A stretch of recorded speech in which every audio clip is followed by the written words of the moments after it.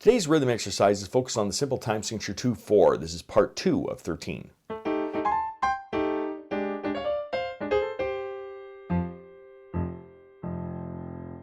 Welcome to my studio, Bach to Basics. This channel is where you can find videos to further your music studies. Now, if you want, we can take this time to read some rhythms.